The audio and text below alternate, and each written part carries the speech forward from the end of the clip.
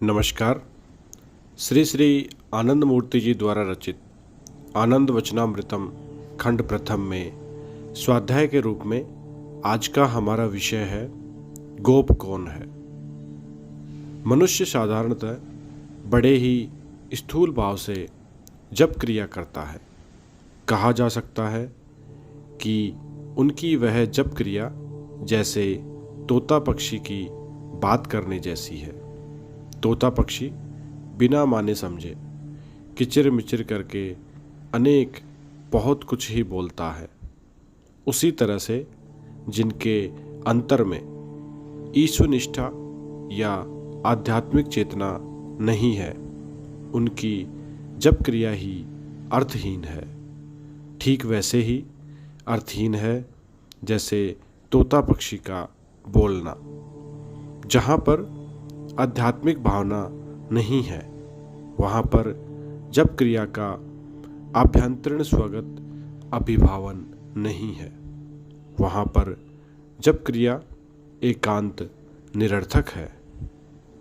जप क्रिया का उद्देश्य है मन के बहिर्मुखी भाव को अंतर्मुखी करना, मन की समस्त वृत्तियों को अवांछित बहिर्गमिता से रक्षा करके उसकी सामूहिक शक्ति को भूमा चैतन्य की ओर परिचालित करना।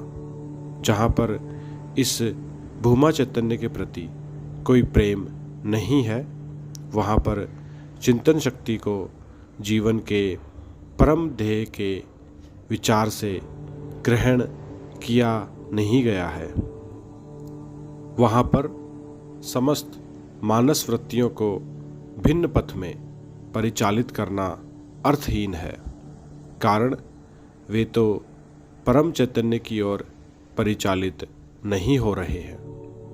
ध्यान क्रिया का अर्थ हुआ बाह्यिक सत्ता से मानस वृत्ति समूह को प्रत्याहारम करके उन प्रत्याहृत मानस वृत्तियों को एक और अद्वितीय परम सत्ता की ओर परिचालित करना।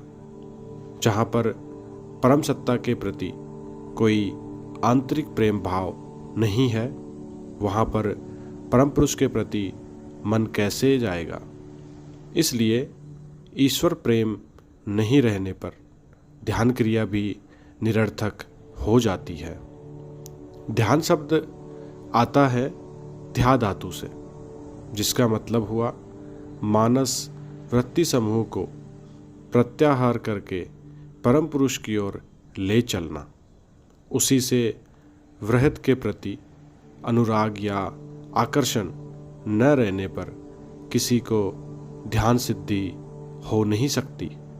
बाद में परम पुरुष के प्रति यदि किसी को जरा सा भी अनुरक्ति रहे, अधिक ना हो, बहुत थोड़े परिणाम में परानुरिक्त रहे, तब भी वह ईश्वर को पा जाता है।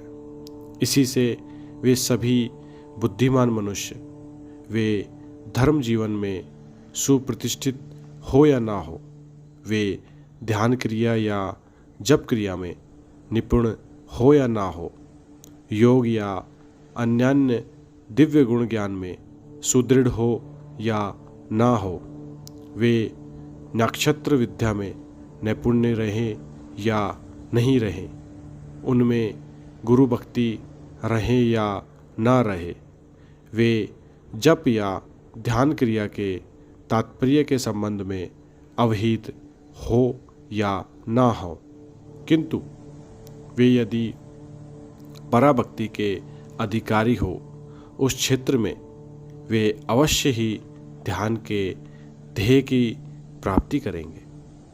परवर्ती क्रम में वह उन्हीं के प्रेम में ही उन्नीत होता है।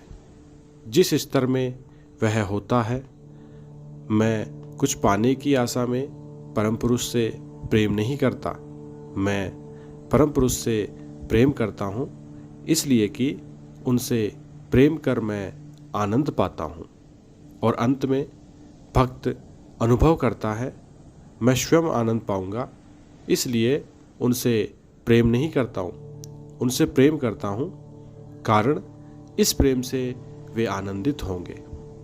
यह जो शेषोक्त पर्याय का प्रेम है वह संपूर्ण रूप से एक तरफा है, वह पारस्परिक नहीं है।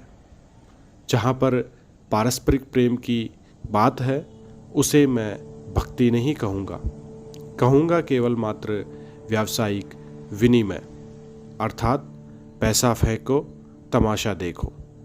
अर्थात उस उच्चतम भक्ति के क्षेत्र में भक्त ईश्वर को सभी कुछ दे देते हैं, बदले में कुछ पाने की आशा भी नहीं रखते। अर्थात भाव है कि मैं तुमसे प्रेम करता हूँ, कारण है मैं चाहता हूँ मेरे उस प्रेम से तुम आनंद पाओ। अतएव प्रेम के अंतिम पर्याय में भक्त की एकांतिक इच्छा है परम पुरुष को आनंद विधान करने की। संस्कृत भाषा में गुप धातु का अर्थ हुआ आनंद देना या आनंद पाना, और जो परम पुरुष को आनंद देने के लिए उस प्रकार के प्रेम का जागरण करते हैं वे हैं गोप। गोपायते यह सह गोप, अर्थात जो श्री कृष्ण के लिए आनंद की व्यवस्था करते हैं वे हैं गोप। पटना 31 अगस्त 1978। धन्यवाद। बाबा नाम केवलम।